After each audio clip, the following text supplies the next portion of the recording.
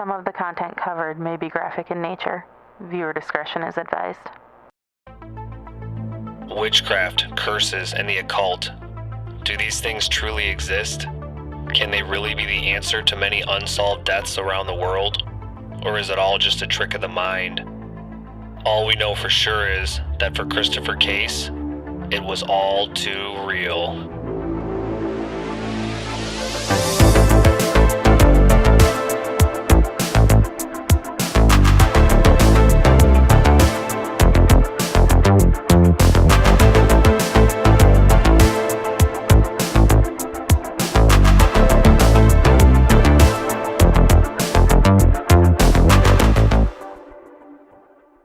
So everything we've done tonight so far is in the vein of like a weird or strange murderers. This one, no different. This is the bizarre death of Christopher Case. Have either of you ever heard of him? No. All right. So Christopher Case, he was a music executive from Richmond, Virginia, and living in Seattle around 1991. In April, a friend called the local police in Seattle because they were concerned about his safety. After getting into Case's apartment, the police found him fully clothed in the kneeling position with his head against the wall, dead in a bathtub. There were no signs of foul play. The coroner determined that it was likely caused by acute myocarditis, meaning that his heart just basically stopped dead in its tracks. So that was right around April 16th or 17th, I believe. Let's go back to April 11th. Christopher Of what year? 1991. So April 11th, 1991, Christopher travels to San Francisco on a business trip. During this time, he met a woman that shared the same interest in music that he had.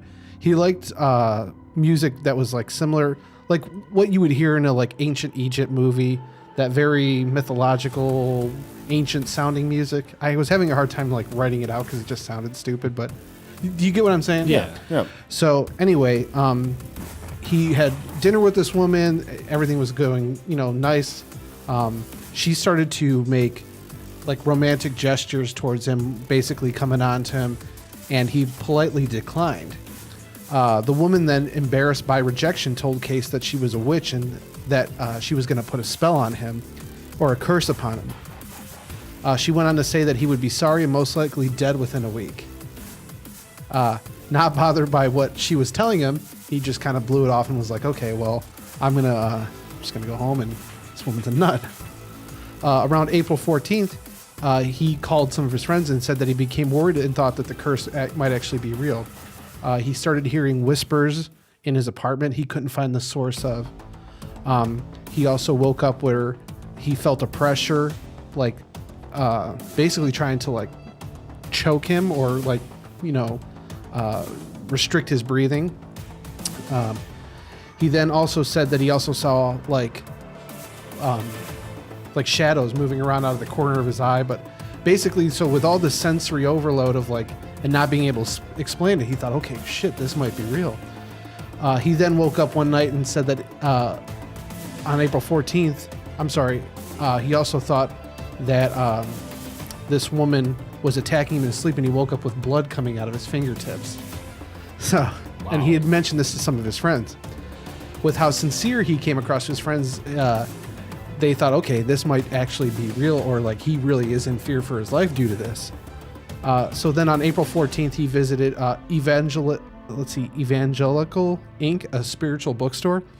He asked the guy that ran the bookstore, how could he fight off like evil spirits or demonic like entities, and so the clerk kind of helped him out and pointed him in the right direction. On the 16th, he returned back to the store, and he told the owner that he was afraid that the witch had been attacking him all night and cutting him. He said that he woke up with little cuts on his fingers and streaks of blood in his bed sheets. Then on the 17th, he called his friends, and I'm paraphrasing from what website is this here? I'll have to pull it up here in a minute, but it'll be in the description below, a link to the story too. On the 17th, he called his friends, no longer rattled or spooked, basically just saying like, hey, I'm anticipating that I'm probably not going to live through tonight, and this is pretty much it for me, and was kind of like okay with his fate. He sounded calm but somber and said goodbye. And then on April 18th, 1991 is when they found him dead in his apartment. There was candles burned down, music that was like more like Christian, like, you know, church-like music was playing. There was crucifixes everywhere. Salt lined the walls of his room and his apartment. And so the coroner said that they cited that it was the myocarditis as the result for his death. They said he was a fitness nut, and so that this could have been caused due to his working out, all the vitamins and supplements. But the thing with myocarditis is that generally people exhibit flu-like symptoms before that, and he did not show any signs of that. So, again, really bizarre, really strange. I kind of stumbled upon this one last minute and was like, holy shit, this is terrifying. So that he told his friends right off the bat about the woman, you know. Yeah, he kind of blew it off at first. I mean, he told them, hey, she wanted to date me or whatever, and I basically rejected her. Yeah, and he never named her, because I think he was also spooked by that too. Because if he had named her, it may have given her up, and it, you know, maybe there was a chance that she wasn't going to go full court press on this, but right, didn't stop her. Wow. Yeah, that shit's crazy. I mean, clearly he believed in it enough. Yeah, that's that what I'm saying. Something was going on. Yeah, you know? and he, from, you know, reading and listening to other things about this too, like he was a normal dude. No history of craziness. Yeah, like was pretty much a straight shooter. You know, he enjoyed listening to music and being kind of like a recluse in that regard, but he still had a lot of friends. I mean, enough to where like his friends across the country called the police because they hadn't heard from him, and he was really spooked by this. But I mean, you know, the fact that like he was convinced enough to go and seek help in other places. He also, I guess, visited a priest too beforehand because he just knew that he was going to go. And like I said, they found him in the bathtub, kneeling, you know, dead. And all those candles and the Fully crosses, clothed. he put those there to try to fight off the... Yes, yeah, he bought all those from that bookstore. Gotcha. So the what was the police official ruling? Was that myocarditis? Yes, no foul play, just died from his heart suddenly stopping. But other people thought, some of his friends thought maybe he actually just killed him, like freaked himself out. Yeah, that's freaked what I was going himself to to say. death. Yeah, Yeah, I was going to say that. You know, can that be done? I mean, you can you can be scared to death. Yeah, that's where- a real thing. Yeah, someone scares you bad enough. I mean, but what was bringing that up though? Was it his imagination? Did he live in like an apartment with other people around him, or was it just like a? I mean, I would have guessed. it was not a house. It was an I apartment. don't know. I didn't see. Oh, that'd be even fucking creepier if it was a house. That's what I'm saying. No, like, I think it was an apartment. Let me. I have the Seattle. I really wish article. that they named the chick, because like you want to look into her background. oh, like, the cops would have even Yeah. as No, much no. as- I mean, like, I personally want to know. Oh, like, right. Was she all into that shit, or was she just? So- fucking was it just a hammered? weird coincidence? Yeah. So this is from the Seattle Times in May 4th, 1991. Heart failure killed man who feared, quote, curse. A man found dead in the unusual circumstances last month after expressing fear that he was a target of a witch's curse died of heart failure, medical examiners reported yesterday. The death of Christopher Case, 35, had drawn wide interest because he had told friends that he feared he was under a witch's curse. The cause of death was acute myocarditis, which Rich Garner, a medical investigator with King County Medical Examiner's Office. Officers found Case's body April 18th in the waterless tub of his apartment in the 1300 block of North 152nd Street in North King County. Like I said, this article is from May 4th, 1991. So, but yeah, it looks like he was in an apartment. Yeah, no signs of a crime, no signs of violence, robbery, or foul play. So, interesting. What if this was one of those situations where, like, so the dude's already paranoid a little bit. He's like freaking himself out.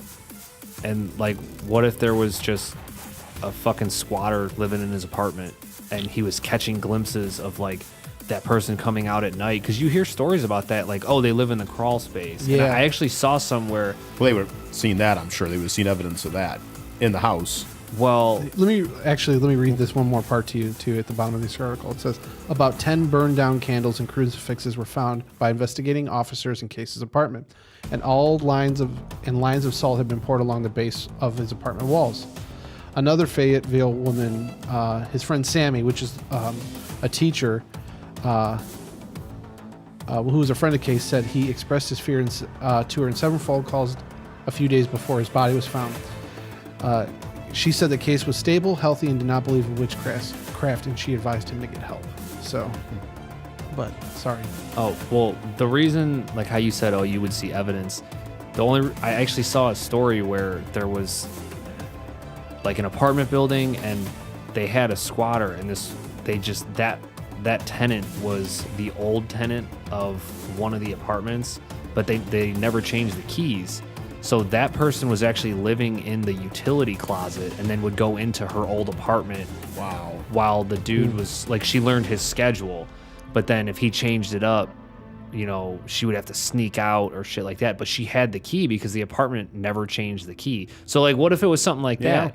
You know, and then of course, like if it was a house, it'd be a little more believable because you hear about that shit all the time, Right. which is fucking crazy. Yeah. Right? But I don't know, man. This scared the ever-loving shit out of me. Yeah, Like, I mean, because the fact that, like I said, somebody that was so straight in a sense where, like, maybe didn't believe in this stuff, but also, like, that, you know. What?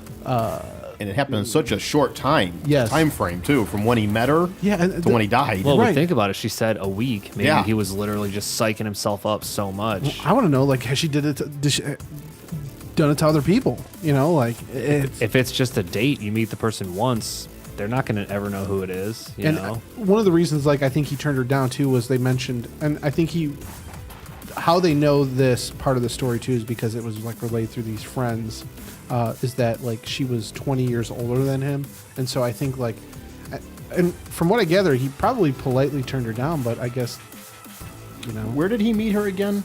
it doesn't say. It says when he was on the business trip, he met this woman, Okay. and so and then they shared the same interest. That's about as far. Gotcha. I think he didn't want to. That's the But details. that's what he let his friends know about Yeah, her. that's like this. Yes, Yeah. correct. The secondhand details. Right. But I mean, What if he was just poisoned? I've thought And it about that. I took was a going to week- say that. It took a week to What if kill she him. poisoned him somehow? Yeah. yeah, or and it just kind of messed with his brain chemistry and. Well, not even that. Like, what if... Well, the coroner would have found poison in him. Yeah, Though. They well, would have Not found true. traces Yeah, of it. but Not they don't... true. It depends. They have to look for it. And the other depending thing on what too. it is. Well, and so that's how That's- yeah. Kuklinski used to kill people with a mist of cyanide, and it was enough to just invoke a heart attack that could not be traced. Wow. And so, I mean, that's And heart attacks happen to everybody, so Yeah. it's not and unusual. and that, a lot of people just say, oh well, cardiac arrest. Right. Easy enough, Yeah, again, creepy story. I don't know. What do you think? Wow. I mean, to me, I don't believe in witchcraft and spells and shit like that, but it could just be a crazy coincidence. And like you said, he just got so. Here's the part some that people. I'm sorry. I was gonna say the part that like is really strange about it is that we always talk about things that are not very well documented. Right. Like this is documented Yes. by the newspaper. Right. Yeah. I mean, this is definitely it happened. It wasn't a fake story. It happened, but some people, the mind is a very powerful thing, and like you said, some people, this woman scared the hell out of them. The way she must have been, maybe the way she looked. Maybe she was a creepy looking woman, And but you said he was even like having seen her in dreams and everything, right? No, I guess what he had felt was like pressure. Like, imagine if you're laying in bed and you can feel someone push down on you. I thought he said he saw her though, like dreams of her attacking him. No, he felt like her metaphysical entity was attacking him, which was clawing at him, causing him to bleed physically. But like, it was like maybe a spiritual Well, body. did they find any? Did they look for marks on him and everything? They said there was blood in his sheets. I don't know. There's nothing in here that, and it'd be interesting to It would also depend how far the coroner wants to look into stuff because that costs money. Every test they do costs money in an autopsy. But so even if they did, and Yeah. they found cuts on his fingers, what would that that's prove? true. That's You true. know? He could have did it himself. I almost want to like try to reach out to this Rich Garner, see if he still like has like a LinkedIn profile or whatnot that's a medical examiner, and be like, do you remember this case? 'Cause this one, I'm quite sure he does. it's so interesting to me. Right. Like, there's not a whole lot of this information's coming secondhand, but like you're right. Did those bed sheets? Did they have record of having been blood stained? Did he have marks on his hands? Yeah, it just depends. When a police investigation, when they investigate something, if the police say, "Look, there's no evidence of foul play," and the coroner, the the medical, the autopsy states nothing happened. It's a closed case. They don't give a shit They're not anymore. gonna, right. They want to get it off their, put it in a closed case file, and they're done with it. Maybe, but the friend called the police, and the police went and found him, and a day later, so he was not dead a very long time. Right. And again, from what he gathers, he accepted his fate. Either that, or he was just. That part's weird too. Like if he sounded like he was ready to die. What if he just did a bunch of fucking drugs because he was so paranoid to try to like bring himself down, and then he was just like, fuck it. Became suicidal. No, like what if he was just so amped up and freaked out that he just took a bunch of shit to mellow his ass out, and he fucking killed himself. OD'd. But that would have been would be caught in that's the true. Autopsy. That they would have seen. Yeah. So what? All right. I don't know. I honestly don't know what to say about it. I think the one half of me wants to say it was just a strange coincidence that he just happened to die, but there's too much other evidence with that one that makes me wonder, what the hell happened. I don't know. Honestly, I can't give you an answer, John. Yeah. What about you? Kind of in there with Dan. Like I think the logical side of me is like, well, he psyched himself out. Right. It just literally stressed his body to the point where it gave up. Yeah. And then the other part of me, just like that, like little kid interested part is like, man, like what if? Right. No, I'm of the side of like I want to believe that that's real. Like, and he definitely went toe to toe with something that we could not beat. What if the chick was like 400 years old? Yeah, something you don't know. Yeah, I don't know. And that's the other thing too is like. Voodoo. We're talking voodoo shit. It'd be more credible basically. if it was like Louisiana. Yeah. This shit happened, some crazy shit. right. Like Then that. again, maybe she went to that side of the country just to escape all that stuff. And the Yeah. other thing too is like, okay, if he knew that was the reason that he was being like attacked, could he have reached out to her and said, "Hey, look, I'm sorry. Like, I didn't mean to like cause you pain. I just, Well, he met her on a business trip though. In '90s, didn't really have cell phones yet. Right. It's Yeah. like he probably didn't meet her like at the conference. Yeah. It could have been a random. He went to the coffee shop and met someone. Like, how do you find them?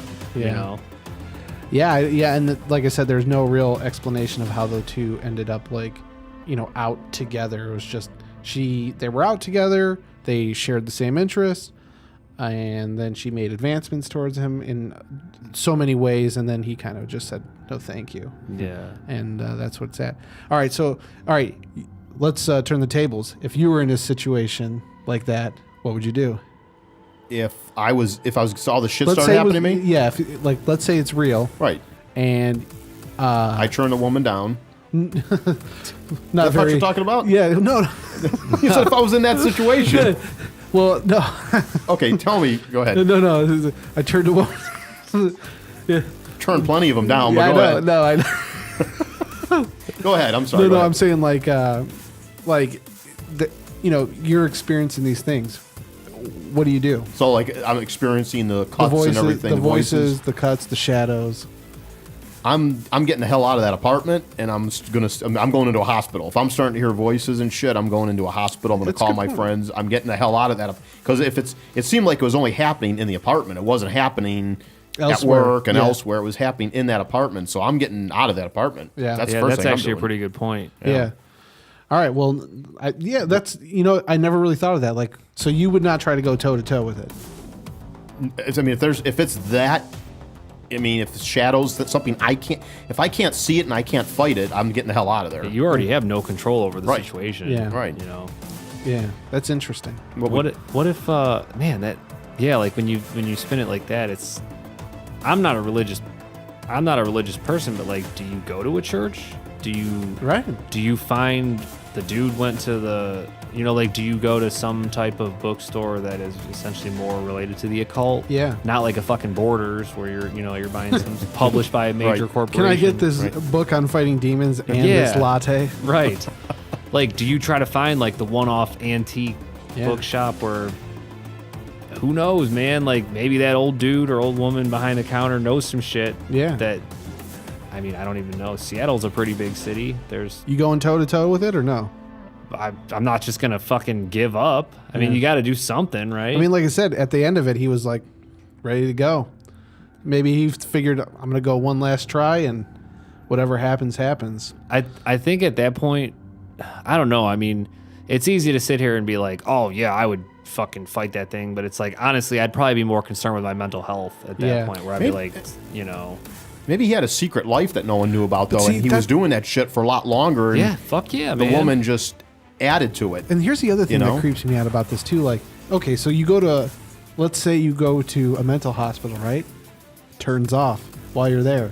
Doesn't fuck with you because it knows it's still fucking with you because you're there and they're like, oh, you're fine. You have nothing to worry about. You leave and it all turns right back on. Would you notice it if you're medicated? That's the other thing too. It's a good know? point. So, Even, I mean, you hear a lot of stories about like someone used a Ouija board and then something is attached to them. yeah. Like you said, what if that Annabelle, dude, we Yeah. talked about that too. like what if that dude dabbled in the occult for forever, Right. for 10 years, you know, and something got out of hand. Yeah, I mean, you got a point there, but again, a lot of the people that came to the police to talk about this say that But that he was if pretty it's straight a secret shooter. life, though. But Yeah, double life. but they also said that he was cool with just chilling at home listening to music, wasn't real big on going out. Yeah. So maybe Eccentric, very yeah, eccentric I acting. mean maybe that was his thing, you know. Yeah. All right. Well, if you think Christopher Case was either attacked by a spirit or just kind of lost touch with reality, leave it in the comments below. We're interested to hear what you think. That's it for this week's episode. For Dan Rady, Steve Gibson, I'm John Mazinski from The Mistake on the Lake. This is Type 3 TV. Over and out.